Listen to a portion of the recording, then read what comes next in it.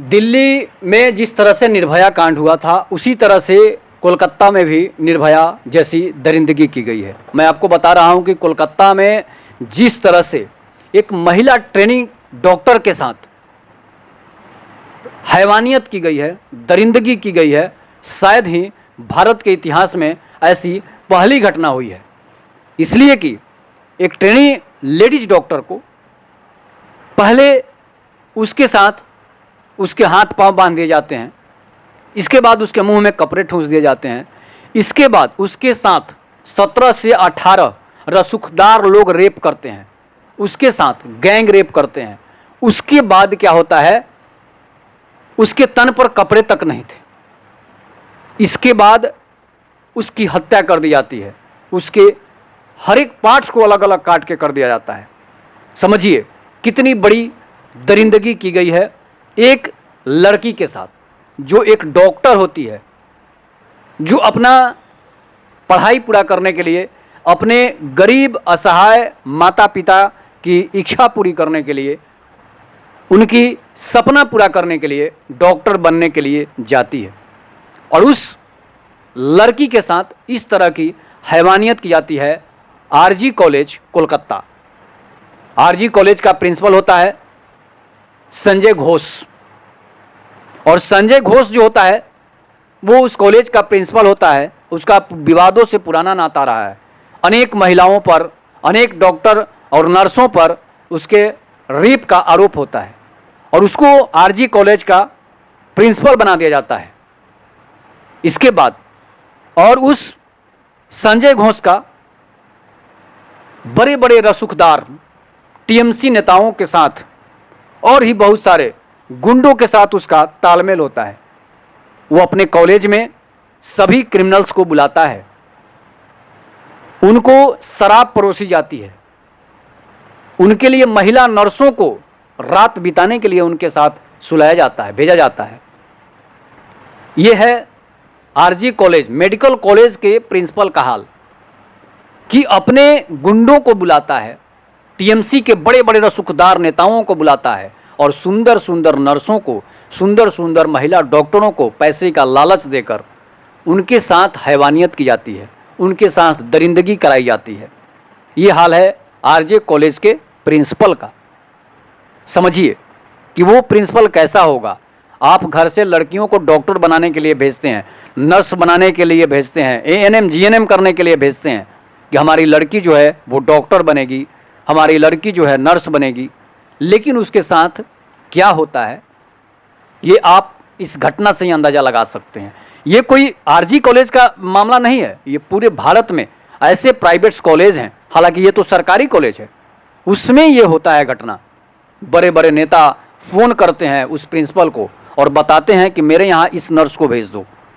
सिर्फ किस लिए? रात बिताने के लिए। उसे लाखों रुपये दिए जाते हैं और नर्स का चरित्र जो होता है उसी पर दाग धब्बा लग जाता है। कुछ ऐसी नर्सें भी हैं जो इस काम में सम्मिलित होती है। उस कॉलेज में ड्रग्स की सप्लाई होती है, सेक्स रैकेट चलता है आरजी कॉलेज कलकत्ता में। तो समझिए कि जिस कॉलेज में, मेडिकल कॉलेज में जो है वो सेक्स रैकेट का अड्डा बन चुका हो, ड्रग्स का अड्डा बन चुका हो और सभी नर्सों को ड्रग्स देकर उसके साथ गलत तरीके से दरिंदगी की जाती है। कुछ महिला नर्स हैं, कुछ डॉक्टर हैं जो लालच में या फिर डर की वजह से मुंह नहीं खोलती हैं। लेकिन जिस तरह से दामिनी ने मुंह खोला और सभी लोगों का पर्दाफाश करने के लिए बात कही, उसके बाद उसको धमकियां मिलने लगी, उसकी हत्या करने की धमकियां मिलने लगी। यहाँ तक कि उसने अपने घर जाकर माता पिता से भी कहा कि मैं अब इस कॉलेज में नहीं जाऊंगी। लेकिन उनके माता पिता असहाय थे, वो कर भी क्या सकते थे। लाखों रुपये लगाने के बाद अगर कॉलेज छोड़ती है तो फिर दूसरे कॉलेज में पैसा कौन देगा। इसलिए उन्होंने अपने बेटी से कहा कि भाई तुम बेटी कुछ दिन और रुक जाओ, थोड़े दिन का मामला है और तुम्हारा कॉलेज का पढ़ाई मेडिकल का पूर्ण हो जाएगा, तुम डॉक्टर बन जाएगी तो तुम अपना क्लिनिक में या कहीं और तुम्हारा जॉब मिल जाएगा। लेकिन होने को कुछ और मंजूर था, हत्या उसकी होनी थी, उसके साथ दरिंदगी होनी थी। इसके बाद उसके सबूत को जब लाश मामला तुर पकड़ता है, उसके परिवार को लाखों रुपए देने के लिए दबाव बनाया गया, लेकिन उसका परिवार जो है नहीं माना और जो है जांच सीबीआई तक पहुंच गई। पूरे देश में हंगामा हुआ। यहाँ तक कि महिला आयोग की टीम से लेकर डॉक्टर, मेडिकल की टीम, सभी लोग वहाँ पहुँचती है। अब उसके बाद प्रिंसिपल तो होता है उसी दरिंदगी का मास्टरमाइंड। वो क्या करता है कि उस लड़की के सबूत को मिटाने की कोशिश की जाती है, जिसके साथ रेप बलात्कार नहीं हुआ है, उसने आत्महत्या, पुलिस ने भी आत्महत्या करने की बात कर दी कि वो लड़की जो है आत्महत्या कर ली। अगर कोई लड़की आत्महत्या करेगी तो उसके हाथ अलग मिलेंगे, सर अलग मिलेगा, पैर अलग मिलेंगे। ये हो सकता है? ये संभव नहीं है, कोई अपना पैर अपने से नहीं काट सकता है। पुलिस ने सबूत मिटाने की कोशिश की, और पुलिस इसलिए सबूत मिटाने की कोशिश की कि इस जघन्य अपराध में, इस जघन्य गैंग रेप में बड़े बड़े नेताओं का हाथ था, जिसमें टीएमसी के नेता भी शामिल थे। उसको छुपाने के लिए सिर्फ संजय घोष को बलि का बकरा बना दिया जाता है, और संजय घोष इसका मास्टरमाइंड होता है। इसीलिए उस पर सारे केस लाद दिए जाते हैं, ताकि जो है बड़े बड़े नेता रसूखदार जो हैं वो इस केस में न आए, उनका नाम नहीं घसीटा जाए। पुलिस पैसे के लिए कुछ भी कर सकती है। कलकत्ता पुलिस और कलकत्ता की प्रशासन और शासन का हाल तो आप लोग जानते ही हैं कि ममता बनर्जी किस कदर गिर चुकी है कि अपने लोगों की हत्या होती है, बलात्कार होता है, उसके बाद भी उसकी चुप्पी क्या साबित करती है।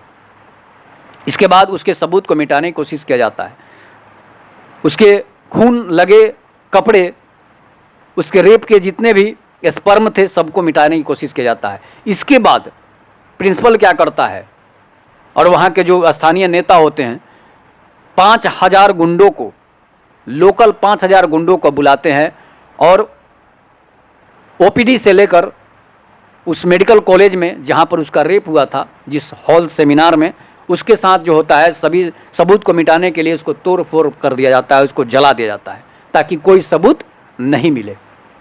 लेकिन मोदी सरकार की नींद खुलती है, और मोदी सरकार जो है, मोदी जी 15 अगस्त को लाल किले के प्राचीर से उस जघन्य घटना का जिक्र करते हैं, और उसे सभी आरोपियों को फांसी दिलाने की बात करते हैं।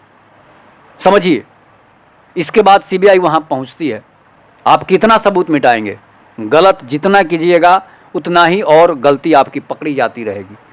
इसके बाद सीबीआई की टीम वहाँ पहुँचती है, उसके खून से लेकर स्पर्म के नमूने जो है एकत्र करती है, उसके बाल, उसके नाखून को भी डीएनए जांच करने के लिए ले जाती है। और इसमें बड़े बड़े, अगर सही से इसका जांच हो जाए तो बड़े बड़े टीएमसी नेताओं का भी हाथ इसमें शामिल हो सकता है। तो ये एक बड़ी जघन्य और बड़ी अपराध की घटना है, जिस पर आप इसकी घटना को सुनेंगे तो आपका रोआ जो है सिहर उठेगा। ऐसी घटनाओं से पूरा देश जो है स्तब्ध है कि महिलाओं के साथ, लड़कियों के साथ इतनी बड़ी जघन्य अपराध क्यों होती है। और गुंडों, जो ममता बनर्जी के टीएमसी के गुंडे हैं, वो सब खुलेआम घूम रहे हैं। जिन्होंने रेप किया है उस महिला डॉक्टर का, वो सारे लोग खुलेआम घूम रहे हैं। एक दो लोगों की गिरफ्तारी से काम नहीं होने वाला है, इसमें कम से कम 50 लोग शामिल हैं। समझ लीजिए, कोलकाता गैंग रेप डॉक्टर के साथ दरिंदगी जिस तरह से की गई है, एक लोगों ने रेप नहीं किया है, कम से कम 20 से 25 लोगों ने उस महिला डॉक्टर के साथ रेप किया है। समझिए, उसके आंख और कान से खून निकल रहे थे। इसका मतलब क्या है कि किस तरह से उसके साथ दरिंदगी की गई है। इस विभत्स घटना को आप सुन भी नहीं सकते हैं कि किसी महिला के साथ रेप किया जाता है, इस कदर रेप किया जाता है कि उसके आंख और कान से, नाक से भी खून निकल आते हैं। तो इस तरह की घटनाओं पर सरकार को अंकुश लगानी चाहिए, और ऐसे अपराधियों को फांसी से भी जो बदतर सज़ा हो वो सज़ा देनी चाहिए। तभी जाकर जो है इस तरह की घटनाएं नहीं होगी। चाहे वो डॉक्टर प्रियंका रेड्डी का मामला हो, या फिर दिल्ली की दामिनी का मामला हो, या चाहे जो भी मामला हो, इस तरह की घटनाएं अगर होती है तो वैसे अपराधियों को सिर्फ जोगी स्टाइल में सज़ा देना मिलना चाहिए।